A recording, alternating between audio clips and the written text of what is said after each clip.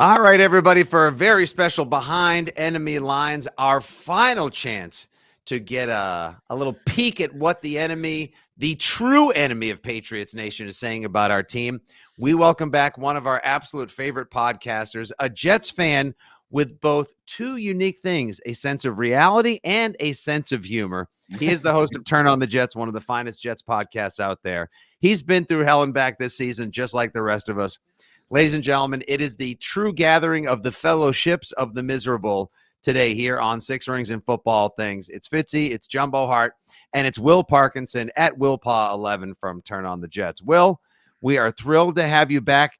And I got to ask you this today. We're recording a couple days before the game, which likely we believe will be the final game of Bill Belichick's coaching career with the New England Patriots. And both of our seasons have just gone right down the shitter and then some. And we have found new depths. But I want to ask you first and foremost, today is a very special day in Patriots history as well as Patriots Jets history. So which aspect of June 4th, January 4th, sorry, I just had COVID. My brain is slowly coming back. January 6th, we get a January 6th joke off. Yeah, we're going to have it. Yeah, that's what's going to happen this weekend is Belichick's going to refuse to leave. And then a bunch of people are going to storm Gillette. It's going to be there'll be tear gas, arrests. All right. So which aspect of January 4th, I'll get fired for saying that. Which aspect of January 4th do you celebrate most? The fact that 4 years ago today, your oppressor, Tom Brady, played his final game in a Patriots uniform, that being the wild card loss to Mike Vrabel and the Titans, or that 24 years ago today, Bill Belichick made it official and resigned as HC of the NYJ. Yeah. So one was a lot more enjoyable. I actually, me and my brother-in-laws used to go up there, big Syracuse basketball fans. We went up to Syracuse for a game, obviously had 1,000 beers and barbecue and the whole thing. And I'm watching that game and I'm like, and Logan Ryan picks it off. And, you're thinking it might be over for Tom, but you weren't really sure. You weren't going to believe it as a Jets fan or even just anyone covering the NFL that thought maybe he'd leave, but you never thought you'd actually see it happen. I think similar with Rodgers and Green Bay and these other things, it could be rumored for years. You just never thought it'd happen. The Bill Belichick Jets thing, eventually we'll get a real answer on what's happened. People have written books. Ian O'Connor was on my podcast. He wrote a book on Belichick. He still says he has no idea. He doesn't understand why Belichick hates the Jets. The Jets should hate Belichick. He resigned and has tortured them for 20 years. It's one of the weirdest sports things of all time. There's usually a play or a situation or Belichick apparently hates Woody, but then he never worked for Woody. So I don't know why, there's no reason to hate it. There's just so much there that it's one of the most fascinating things. I think Patriots fans, Jets fans, it's been a one-sided rivalry, generally speaking, for 20 years now, or for at least the last 10 years at a minimum. And Belichick has it out for the Jets like nobody in, I think, in the NFL has it out for another team. Other maybe Rodgers and the Bears. Have we seen a coach or player be so outspoken how much he hates a team? It's quite insane, to be honest with you. Well, Fitzy noted it. This has been a massively disappointing season for both fan bases. For you guys, it was, what was that, play 4, I believe? Play 4, yep. 8, I think it was 8:25 and 20 seconds or something like that. And so in a way, you guys got the quick death, like the bullet right between the eyes, right out the gate. Patriots fans had hope. I mean, Tom Curran thought the team was going to win 12 games this year. He was spewing that in the summer. Didn't Bill Simmons say they're going to be the 1 seed or something insane? Oh, yeah, that they could be great. Yeah. The kid from SI picked him to win the division when he did the SI season preview. It was asinine. And if you listen to Six Rings, we told you it was asinine at the time, but it took a little while for the bottom to fall out for New England. Which season is more disappointing, and which team has a brighter future in the next couple of years? Yeah, so I'll do the second question first. I think the Jets have a brighter future from this aspect. Is that the expectations next year will again be, or the next 2 years, you have Rodgers for 2 years. I think the expectations are going to be far higher next year. And you're quarterback is the one spot, as you guys know, if you have a quarterback, at least each year you have a brighter future. That said, if the Patriots end up with a Drake May or Caleb Williams, the conversation obviously changes. Now, the biggest obviously issue Sunday is whether the Patriots win or lose. They need the Commanders and I believe the Falcons to win on Sunday in order to get that second pick. If they miss the top two quarterbacks because of beating Kenny Pickett and the whole thing, it won't be talked about the way the Jets missed on Trevor Lawrence. Very different situations, but it may have the same ramifications. We don't know. Maybe the Patriots go and take Michael Penix and it works awesome for them and they figure it out. I think the season's probably more disappointing from the Patriots aspect, only from this aspect. The Jets season was like quasi over after 4 plays. So yes, the disappointment's greater because the hoopla, the expectations, Hard Knocks. So yes, they're more disappointing. And the way it's flamed out the last 2 years, started 7-4 last year, lose 6 in a row, started 4-3 this year, coming off beating the Eagles and beat the Giants, back-to-back weeks. And it's like, oh, we got the easy part of our schedule. And they've literally won 3 games since then. Or 2 games since then. I apologize. I gave them too much credit. They're 2-7. So second half of the years now they've combined to be 2-13. So that's super disappointing. I just think that like the expectations definitely changed when Rodgers went down. The Patriots one, I agree with you guys. I wasn't super high on this Pats team at all. I thought this was the transition year. It was see if Mac's the guy, and everything else is like we're kind of resetting after the year anyways. So that's why I'm not as. I think the Patriots thing's just disappointing because they've been horrible, but like a lot of the team defensively, they've still been really good. Special teams wise, they're not the Patriots we were used to seeing, but they're still a good unit. I think the offensive line's been disappointing with New England. Like I was like, they've always been a top 5-ish unit, even bad years, they're top 10. I think it's disappointing as well. Like, I think we all knew Zach Wilson was not the guy, even if some people still cling on to it. I think people had hope for Mac that this was going to be a year that Bill O'Brien back. I still don't get, Jacoby Myers leaving and signing Juju. Like, I feel like that move at the time everyone hated, and it's turned out it sucked. With reason. Yeah, we hated it for a reason. Yeah. Well, his knee shot, and Jacoby Myers is a good football player. Like, he had 80 catches with, Mac Jones and as a rookie, I think, if I'm not mistaken, 2 years ago. So I don't know. I guess it's hard to answer because they're both been tough, but the Patriots thing is just weird because you might be totally resetting. I mean, I think everyone's kind of under the assumption quarterback and head coach will be different. The Jets, we don't even know what happened this year because literally didn't see anything we thought we were going to see. So now we have no idea are they good next year? Are they bad? We have no idea. We've never seen it. Yeah, I think the immediate future for the Jets will be brighter as well. And I know you've got your issues with your offensive coordinator who was brought there just to try to do the best. Funny. What? Yeah. And Cobb his dad was terrible with the Jets too. That's the best part. He was the OC and was just as bad. Right. So it's a great legacy that they've established with the Hackett family there with the Jets. And Lazard does squat without Rod. It's amazing how there are certain guys that only respond to certain quarterbacks or certain coaches as well. We had a caller last night to the radio station. He is an expatriated tri-stater who now is in New England, and he was going on about for 20 years you guys have kept us on the thumb. I hate you freaking guys. This is so much fun for me now watching you guys squirm and be miserable. And he said, and the last thing I want is for the Jets to win on Sunday. So because he doesn't want to see the Patriots possibly get a top 5 pick and be able to get that quarterback. So Will, as a Jets fan, knowing that it's really not going to help your team in any way, shape, or form, do you want to see the Jets win on Sunday, or would you rather lose to Belichick one last time? See, that I've had this discussion. I actually just had it on my pod like half hour ago, 45 minutes ago. There's a couple of things here. The one thing that sucks for the Jets, and I think this sucks for the Patriots as well, one way or another. The Jets lose 9-6 on Sunday in a terrible snow-ridden game, and it's an immemorable game. But so do the Titans, Giants, and Chargers, and the Jets' pick goes nowhere. And the streak is now at 16, and they haven't won in New England in 14 years. I think it's Thursday Night Football with Brett Favre. The last time, minus the playoffs, they've won there. That's like a disaster. That's the one thing that on Sunday that cannot happen. You cannot look like crap, lose, and also not get a better pick. If the Jets end up with the 5th pick versus the 8th pick, yeah, obviously you talk yourself into, okay, better chances to tackle. Maybe you get Malik Neighbors. Maybe you end up with Rome Duzier or Ald or Fashanu. Like, you talk yourself into it.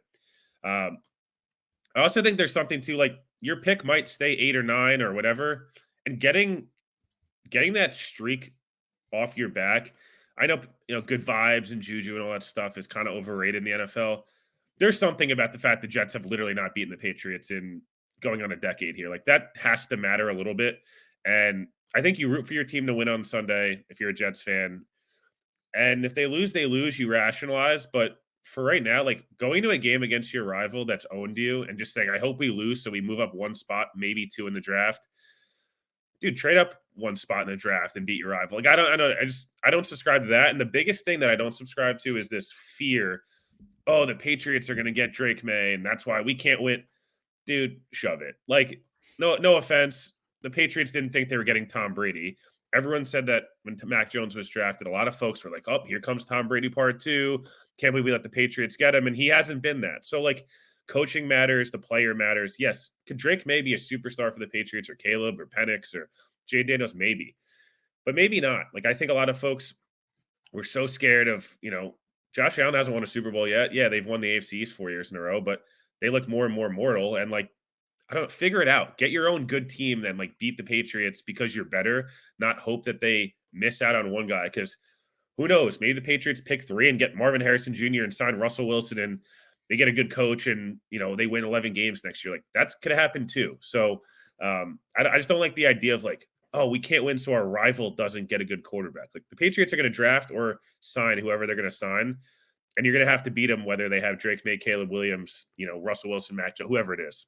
One of the lone last rallying cries for and Bill We Trust people is, oh, the team's playing hard for them. They got rid of the guys, the Trent Browns, the Jack Joneses they moved on from, but the guys that remain are trying hard, and they've won a couple games here. They're scrappy, the defense, blah, blah, blah. The Jets, on the other hand, you look at those scores and we all say, well, the Jets have a good defense. And you're like, wow, they're really giving up a lot of points lately.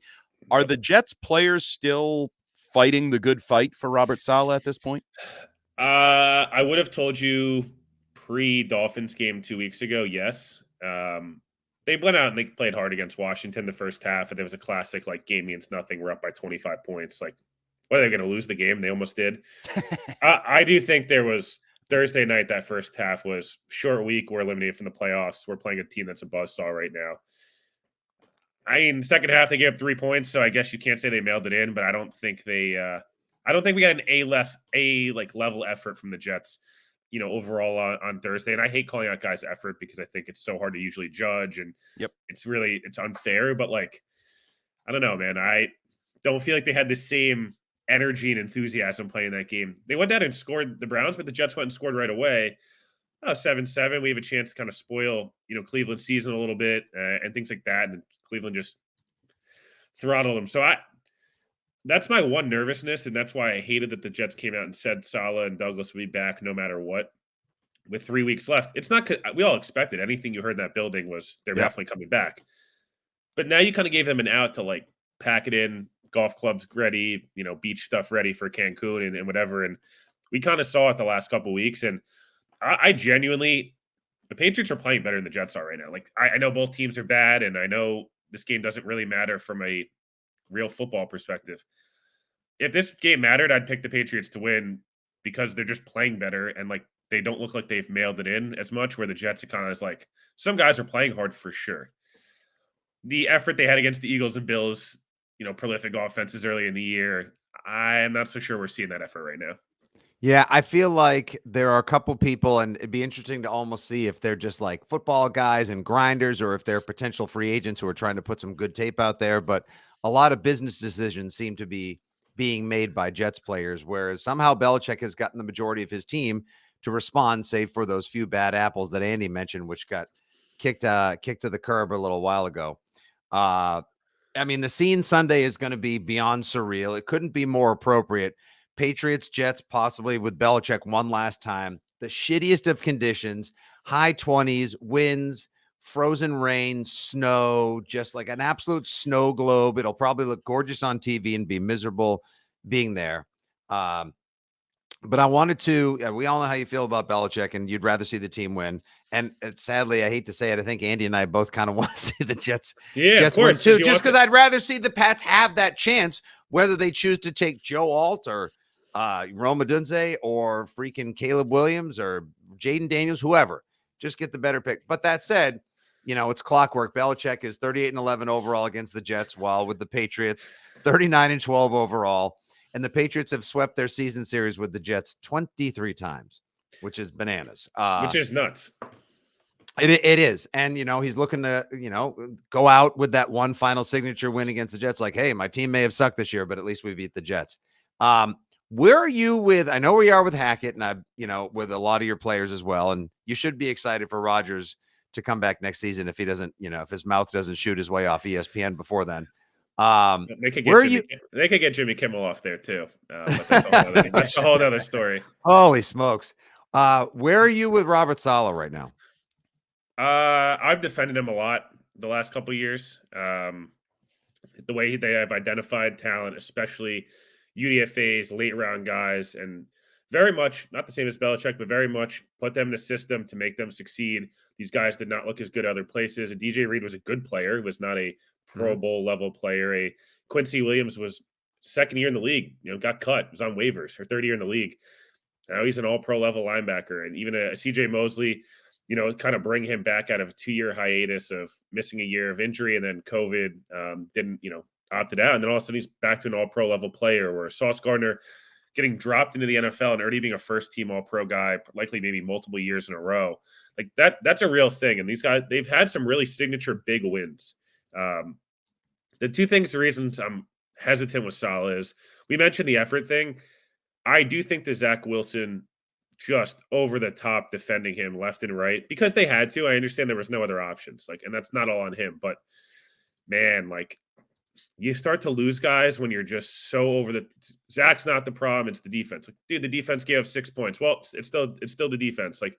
You just put these expectations, I believe, on guys at points and publicly. Whether people they could internally they talk about Saleh has our back, blah blah. Right. I get it, but these guys also have social media. These guys also have phones, and they see first thing. Zach Wilson's not the problem. It's not the offensive line. It's all the defense, or it's the kicking game. It's the guys are playing well. Don't need to take all the heat. Belichick can rip Brady in a meeting all he wants. Publicly, he's not going to be like, Tom was terrible today when he threw for 4 touchdowns and the offensive line gave up 9 sacks. That's just not how it rolls. So I would say my confidence level is more at a 5 now. And it was probably, if you asked me middle of the year, I'm like, oh, dude, Saleh is doing the best he can, chicken salad out of chicken bleep and the whole thing. 2 years in a row, like I mentioned, 2-13 on the back half of years combined. He's never beaten Miami. He's never beaten New England. He's only beaten Miami, I believe, 1 time. He's beaten Buffalo a couple times, which is just hysterical that they can beat the Bills but can't beat the Patriots in down years. But again, you worry that they run it back, and what's your They have to add at least probably 3 legit, really good starters this offseason to feel wow, and Rodgers to come back and play 15, 16 games for you to feel you know what, the Jets could go make a run at Buffalo, make a run at Miami, beat New England twice. Until we see it, it's a lot of hypotheticals of really good defense, good kicking game, fun offensive young players, but they've won a combined 13 games the last 2 years because their quarterback and offensive line have been less than good. Well, I want to get your outsider's perspective because obviously we've spent a lot of time on if Belichick's gone, who's the next coach? Is Mayo next in line? Do you want Mayo? And one of the things around here that's really taken hold is a lot of people want nothing to do with Belichick and his connections, but also they want an offensive coach. They want this. We're going to draft a quarterback, so pair him with a young, new age offensive mind. Mike McDaniel's the rage, Sean McVay, whatever. You are around, cover a team, root for a team that has a defensive coach that has lived that defensive coach lifestyle. What is your, philosophy on that? Do you think you should hire an offensive coach in general? And what would your reaction be if they just promote Gerard Mayo and you're facing Gerard Mayo next year? Yeah. So I totally get wanting to distance yourself from Belichick assistants in general. They've frankly been really bad, around the league. Even guys like a Brian Daboll had, I guess he's technically a Belichick assistant. And it's I love how people the couple of Vrabel in as a Belichick guy. He's not a Belichick guy. He's an Urban Meyer guy, actually, from Ohio State. Well, does he really even want that connection? I wouldn't want that. I guess we talk my own man. Kimmel and Rodgers go into Urban Meyer. We're really touching all the wrong stuff here. But listen, if the Patriots hired Gerard Mayo, he's a really good player. Everything you hear about him, awesome guy. He's going to be he's a stud head coach, all that stuff.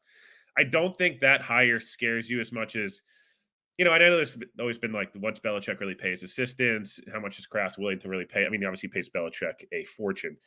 If the Patriots got the number 2 pick on Sunday, and, end up with the number 2 pick on Monday morning, and they go hire Ben Johnson and they have Drake May, yeah, I think as a Jets fan or Dolphins or Bills fan, you're going, they may be set for a long time now and are going to score a bunch of points. We don't know how they're going to be, but they should be really good. I only think I go back and forth with the offensive guys is you still got to hire the right offensive guy, because a lot of teams have tried to do this. And if you don't have the quarterback, yeah, Kevin O'Connell, Zach Taylor, McVay, et cetera, like they can get you so far, Kyle Shanahan, et cetera. It's more if the Patriots land the quarterback and the offensive guy, then you're like, oh boy, okay, now we really got something. But if they promote Mayo and still draft a young quarterback, I still think you're feeling pretty good, about where you're at. And I don't know. Yeah, the Patriots are in an interesting spot. Like, how much are they going to be willing to spend on a coach? How many years are they giving? They've had the same situation for what you just mentioned, 24 years, right? So They're not like, it's just is a whole new ball game for, I think, Patriots fans, media, players, people that work in the building. Like, are we going to get access all of a sudden? And like, are people going to actually give us a real quote once in a while? How's the team going to react? Or is the JC Jacksons of the world going to stay in line? Or are they going to just go revert right back to Chargers JC Jackson? Like, that's the stuff I think I'm more interested in than just offense or defense. It'll be like an entire sea change. It's a half my lifetime, almost a quarter of a century that Belichick has been there running the AFC East for so long with Brady.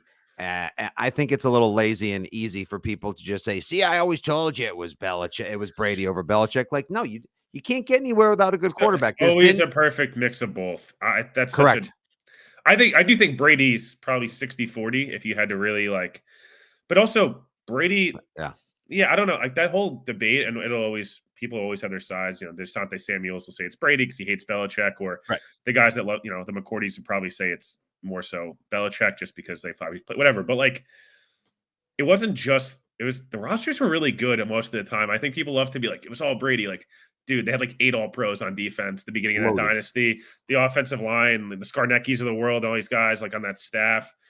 I just think football is an ultimate team game. And yes, those are the 2 most important figures. But the Patriots roster now, the last even couple of years, even when they won 10 games 2 years ago versus those late 2000, the 2010-ish teams, 2000s teams, like they are way different teams. I'm sorry. They just are. Oh, you mean there's no Hall of Famers on this team right now? No. I didn't. Ty Law and Richard Seymour. Or Pro Bowlers. Or even Pro Bowlers. Yeah. Julian Edelman's a Hall of Famer, but then when it comes to like the argument, he's just a random UDFA. Like, okay, Randy Moss didn't exist. No problem. Right. Nope. Wasn't good. Exactly.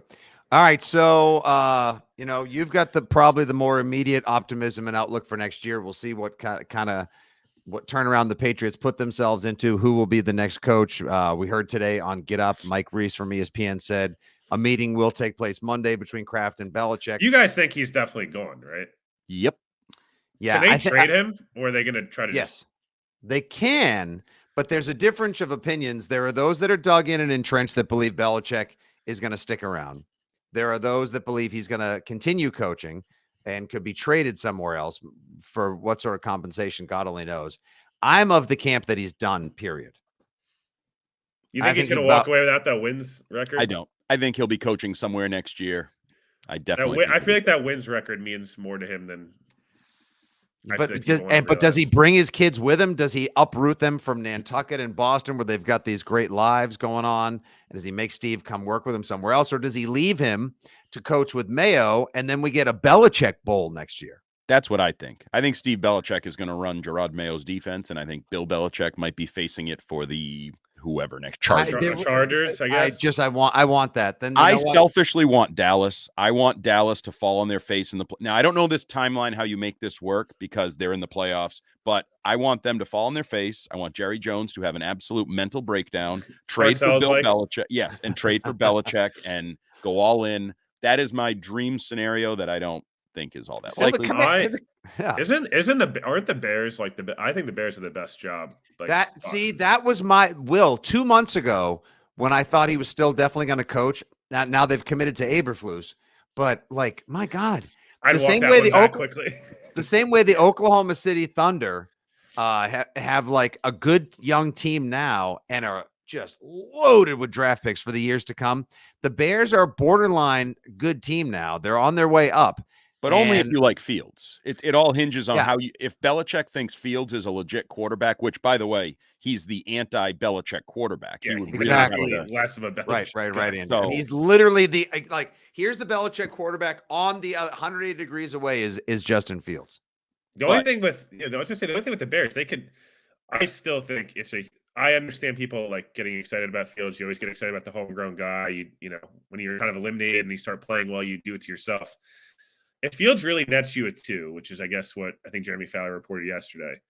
How do you not move Fields, draft Caleb, take a tackler, receiver at 10, and then you have another second round pick? You've all this cap space. Like the division, Green Bay's solid, but they're not great. Minnesota's really well coached, but don't have a quarterback really unless Kirk comes back. But they're kind of in between. They're not great. Detroit's really good, but if you get Caleb, like you probably have the best quarterback in the division by week 8 next year. Like that's an appealing job.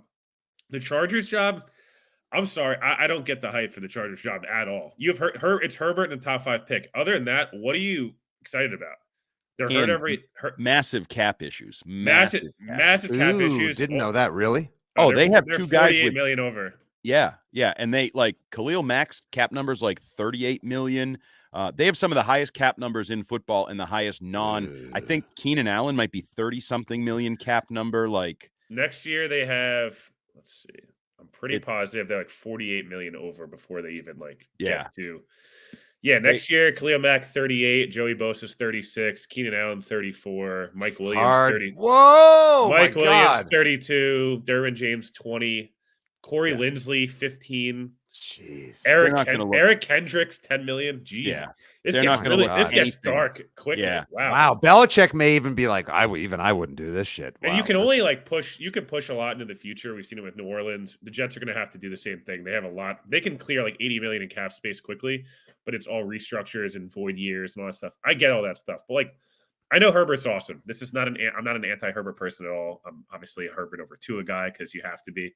But that job to me, I don't know. Like if you're the jobs that are going to be open, if you're Belichick, I feel like the one thing for the Patriots, if you go to them and say you want Belichick, like we want your second round pick because that's a top 40 pick, and you could take, you take them, but we're getting something out of you. Right. I guess it'd probably be more than that though, right? Because Sean Payton went for what, two 2s and a 3 or whatever that was. A 1 and a 3. I think it was like ultimately it was like they sent a 2 and got back a 1 and a 3.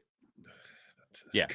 all the wins 7 games. You're asking for a 1. It's Bill Belichick. You could also maybe be like, hey, we'll get I don't know. You could structure it some way, but if I'm the Patriots, anyone that wants Belichick, I saw the Giants stuff too. That one, at least, I would understand Belichick wanting to go back to the Giants and be like that guy. But at this point in his career, I feel like if he wants the wins record, that's why he'd still coach, right? He wants the wins record. Mm-hmm. You're probably going to the NFC because it's an easier conference, and you obviously need a quarterback. So there's not a lot of good jobs I don't feel like available, at least from what I've seen. Yeah, I couldn't agree with you. Again, that's Vegas. Why I agree with you more. Vegas, I don't. But are they going to pay him? They're already paying $1,000. No, they can't. They can't. I say they hold on to Pierce because they're already paying Gruden, and they're paying McDaniels for years. Yeah. Maybe if he could be convinced to work with David Tepper and get like a $40 million a year deal because that guy burns $100 million and he's got so much there's 150 new million in its place. So it's obnoxious as he is. All right, we've had you for way longer than we even could have anticipated, but these chats are always great, dude. So let's get out on what you think. Andy and I have both weighed in on the podcast. We both think the Patriots, they're 1.5 point favorite, over under of 30.5, which is very generous. I'm also putting money on Patriots 6, Jets 3 at plus 11,000 on FanDuel. As you should. Because YTF not. Just throw it out there. What is the Jets fan want to see, and what do you think you'll see Sunday? I think a majority of fans want to see them lose Sunday. I think we'll see 16-13 Pats. I think it'll be a disgusting game. You'll see one really cool Garrett Wilson play. You'll see one cool Breece Hall play. Zappy will throw 2 picks and gets sacked 8 times, they'll pick 6 Simeon or fumble 6 him at some point. I just don't. The Jets are not playing well right now, and I think they're kind of done. They have a team written all over them. I'm ready for vacation. I can tell you a lot of guys have already booked their vacations. Don't blame them. Don't blame them. But I mean, everyone does. But I think these guys are ready to. These guys know it's over. It would not surprise me if they won. That's, I think, 16-13 Pats is probably best thing. But I think I still want the Jets to win. Sorry, I do. I think going into next year off of losing like 7 out of 9, getting swept by the Pats and the Dolphins again, not the best look. My one question for you guys. Yeah. Does Rodgers play one snap on Sunday just to say F you to everybody? Because I think it's not great. Like, just literally one play, runs out there. He can be active. I like it. I mean, he was only limited this week, Andy, on the injury report. He wasn't a DNP. Well, a couple weeks ago, we heard all those stories like he was picking off. He was going to play if they beat Miami. That's what I thought. I thought he would play if they. You just made it interesting. You gave me something to root for in this game. The other thing we were talking about that gave us something to root for is there an awkward final 3 minutes Bill Belichick is put up on that massive screen and like, what does that mean kind of moment? Yeah, does Kraft troll him? Does he like kind of? I hope be like, hey buddy, I don't really want to pay you $25 million anymore to tell me what to do. I'm hoping for that, but that's and both. I mean, Rodgers and Belichick are both kind of FU guys, right? They live in their own world. Like, so they hear everything. Yeah, it's my biggest pet peeve, dude. Rodgers, you know what? Actually, see everything. He sees everything. Well, I'm with you. You know what? Actually, because there was such massive respect, and allegedly, as Craig Carton said on FS1, that there was a conversation between camps, but Rodgers said no. That would have been really interesting. Awesome. Oh, the two biggest pricks in the NFL working together for a season. All the same pricks. That would have been. Plus, if he would have won, he could have been like, "See, I could win with anybody." That would have been great. And he would have let him wear Brady's 12 all season. 100%. Give him the same helmet. He would be like, Guerrero can work with him. It's fine. Rodgers listens to me. It's great. What could have been? A couple needles. All right. You can follow him at WillPa11. You can listen to him do awesome work as he covers the Jets and speaks to so many other people around the AFC and the NFL on the Turn On the Jets podcast. He's a favorite of ours here on Six Rings of Football Things. Will, I'll be up at the game Sunday.